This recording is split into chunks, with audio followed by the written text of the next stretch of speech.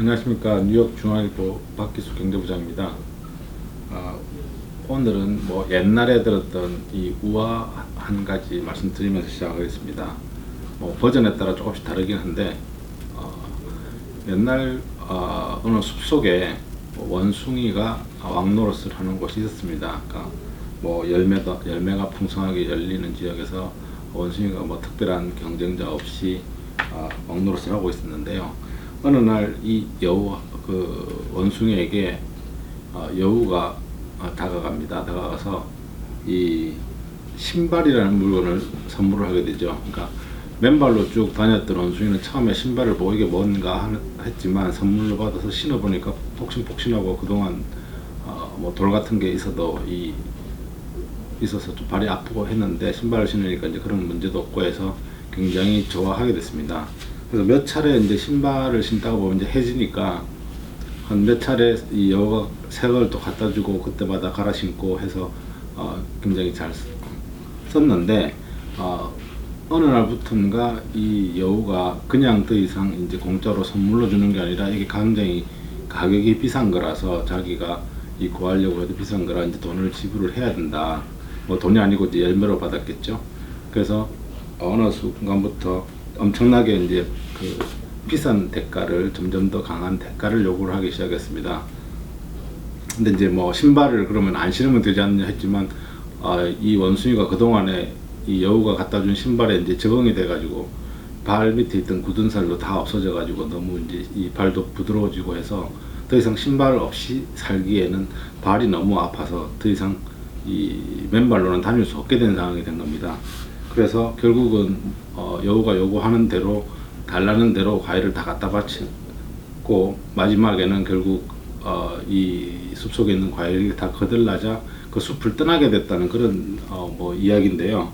제가 이제 이 얘기를 드리는 이유는 최근에 미국의 이 거대 IT 기업들이 굉장히 큰 빠른 속도로 이 각 부문에 진출을 하면서 점점 더 다른 어떤 이 기존에 있던 업체들을 흡수를 하고, 그래서 그 결과로 사실 이 기업들은 굉장히 덩치가 커지는 반면 많은 기존의 기업들이 흡수되거나 또 문을 닫는 이런 현상이 생기고 있습니다. 그러니까 이런 부분하고 연관지어서 조금 말씀을 드리려고 이 우화를 말씀을 드린 겁니다. 가장 최근에 나온 뉴스로는 우리가 이제 잘 아는 아마존이 얼마 전에 이 홀푸드 매장 전국 한 400개 되는 걸 다 인수를 한다고 했습니다. 그러니까 기존에는 온라인으로 주로 물건을 팔아왔던 아마존이 최근에 이 오프라인으로 진출을 하면서 여러 가지 영역에 발을 뻗쳐왔는데요. 결국 이제 식료품 시장까지, 오프라인 시장까지 결국 진출하겠다는 얘기입니다. 이미들 알겠습니다만은 아마존이 지금 거의 안 파는 물건이 없을 정도로 많은 이 영역으로 진출하고 있고, 최근에는 서점을 직접 내기도 하고 이제 식료품 서비스까지 이렇게 진출하다 보니 어디까지 이 영역을 넓힐 건지 지금 아무도 알 수 없는 상황이 되었습니다. 결국 아마존은 원래가 이렇게 온라인 소매 업체로서 이 유통에만 국한됐던 업체인데, 최근에는 결국 생산하고 제조하는 영역, 판매까지 이제 영역을 넓히고 있고, 그동안은 이제 UPS나 이런 어떤 배송 전문 업체를 위탁을 해서 판매를 해왔던 건데, 최근에는 직접 이제 드론 배송까지 나서면서 이제 배송까지 직접 하겠다고 하는, 그러니까 한마디로 얘기해서 어떤 부품의 생산을 제외한 나머지 부분을 거의 다 지금 장악을 하려고 하고 있습니다. 근데 소비자들 입장에서는 굉장히 이게 나쁜 소식이 아닐 가능성이 많습니다. 왜냐하면 지금 현재 아마존을 많이 쓰십니다만은 실제 빠른 시간 내에, 또 특히나 프라임 회원 가입을 하게 되면 보통 한 이틀 정도면은 내가 주문을 하고 물건을 바로 우리 집으로 배달까지 받을 수 있는, 그것도 더 중요한 건 보통 일반 우리가 소매점에서 사는 것보다 훨씬 싼 가격에 살 수 있는데요. 가격을 또 비교를 할 수 있기 때문에, 그러니까 소비자 입장에서는 사실 꼭 나쁜 결과라고 말을 할 수 없을 수도 있겠습니다. 근데 이제 사실은 문제가 지금 현재로 봐서는 이게 나쁘지 않을 수 있다라는 측면만 보겠지만 그 경제 전체로 보면 사실 이게 바람직한가 하는 건 한번 다시 한번 생각해 봐야 되지 않나 하는 그런 문제 제기를 하고자 합니다. 지금 아마존이 온라인 소매 시장에서 차지하는 위치는 굉장히 절대적인데요. 그 전체 온라인 리테일 그러니까 소매 시장에서 아마존이 한 43% 정도 매출을 차지하고 있고요. 그 절반에 조금 안 되는 거고, 그 최근 설문조사 보면 물건을 살 때 그 웹사이트에서 온라인으로 이렇게 주문할 때 어디를 먼저 가느냐 했을 때 미국 소비자 한 절반 이상이 아마존을 제일 먼저 찾는다고 또 답을 했습니다. 그만큼 의존도가 높은 거고요. 뭐 의류 시장 같은 경우는 더더군다나 그 온라인 의류 시장은 점유율이 1위입니다. 그래서 아마존에서 옷을 팔기 시작하면서 지금 그 오프라인에 있던 많은 의류업체 매장들이 문을 닫고 있고, 그래서 상당한 직원들이 또 일자리를 잃게 되고 그 업체들 자체가 굉장히 매출이 떨어지는 이런 현상이 지금 생기고 있습니다.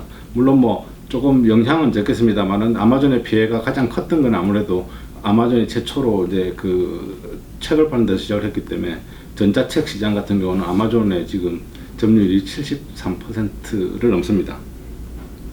문제는 이제 이 과정에서 기존 어떤 이 그 뭐 책 같은 경우는 출판사가 되겠지만 제조업체들에게 그 아마존이 그 파워를 그 영향력을 행사해서 단가를 자꾸 낮추도록 이 압력을 넣는다는 겁니다. 그러니까 경우에 따라서는 뭐 그 생산 원가에도 미치지 못할 정도의 가격을 요구를 해서 실제 그 아마존은 물건을 팔아서 돈을 버는지는 모르겠습니다만 많은 거기 뭐 물건을 제공하는 업체들 같은 경우는 실제 별로 이렇게 큰 이익을 내줄 수가 없는 그런 상황까지 생기고 있고요.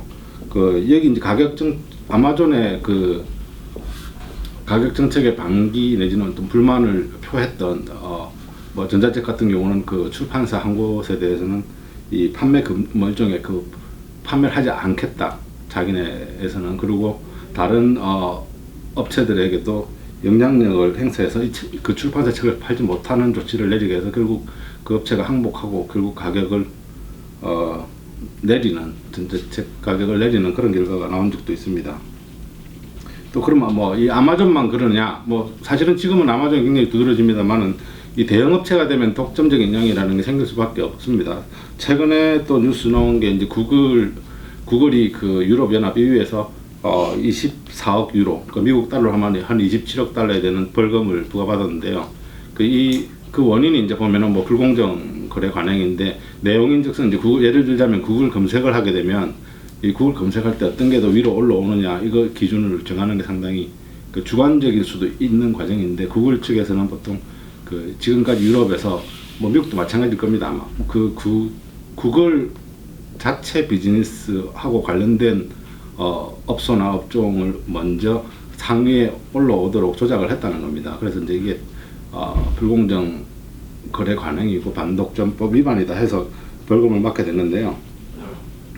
결국 그 아마존도 그렇고 이제 구글은 뭐 조금 좀 케이스가 다르겠습니다만 어쨌든 이런 어떤 이 대형 업체들이 시장을 너무 크게 장악을 하게 되면 초기에는 뭐 원가 이하 가격으로 거의 시장 점유율을 점점 넓혀서 결국 경쟁자들을 다 죽이는 그런 전략을 취하게 됩니다. 그래서 어떤 한편에서는 보면 이 새로운 혁신 기업, 더 좋은 제품을 개발한 업체가 있더라도 시장에서 소비자들한테 이길 수 있는 선택을 받을 수 있는 기회 자체가 굉장히 제한될 수밖에 없고요.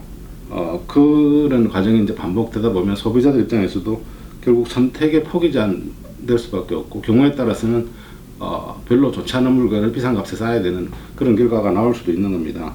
그래서 사실은 법적으로 정부에서 막기 위해서 만든 게 반독점법이라는 게 그래서 나오는 건데, 왜냐하면 기업들 입장에서는 경쟁이 적을수록 이유는 커지는 것이고, 그래서 뭐 최근에 보면 뉴스에 나옵니다만 뭐 보험회사 또는 뭐 케이블 업체, 뭐 호텔 등등 큰 업체들끼리 서로 이렇게 인수합병하는 경우가 많아지는 게 그 회사 입장에서는 비용을 줄이는 효과, 또 경쟁에 따른 비용이 그만큼 줄어들기 때문에 그 추구하게 되는데, 정부에서는 가급적이면 그걸 또 막는 방향으로 가고 있습니다. 근데 이제 아마존 같은 경우는 문제가 뭐냐면 결과적으로 지금 가격이 올라가는 게 아니라 현재 상태에서는 결국 생산자들을 압박함으로써 저가 정책을 유지하기 때문에 소비자에게는 결국 이 경쟁이 줄었지만 소비자로서는 가격이 내리기 때문에 이 미국 연방 정부에서도 사실 이걸 어떻게 단속하기가 쉽지 않은 그런 현재 상태입니다. 근데 이제 길게 보자면 결국 그렇게 해서 많은 이 생산자의 고리 또는 네트워킹이 많이 이 독점화될 경우에 이 결국에 가서는 아까 제가 제일 처음에 우화에서 말씀드린 것처럼 어느 시점에 가서 아마존이 다른 경쟁자 또는 다른 소비자의 옵션이 상당히 사라지고 나서 그때 가서 가격을 올리지 않는다는 법이 없다는 겁니다. 어떤 식으로든 자기네 이율을 극대화하기 위한 조치를 취할 경우에 소비자들 입장에서 결국 아마존의 칼날이 소비자들한테 향할 때 어떤 식으로 이걸 막을 수 있을 것이냐 하는 문제를 좀 고민을 해야 되는데, 현재 상태로 봐서는 그런 어떤 다른 대안의 형태는 안 나오고 있는 것 같고, 이걸 뭐 제도적으로 지금 현재 반독점법 같은 경우는 가격을 올릴 경우에만 주로 소비자의 이익에 반하는 것으로 이렇게 되어 있지만, 좀 긴 차원에서 일정 정도의 이 경쟁을 담보하는 이 법적인 장치가 좀 마련돼야 되지 않겠나 하는 생각이 들어서 오늘 말씀을 드려봤습니다.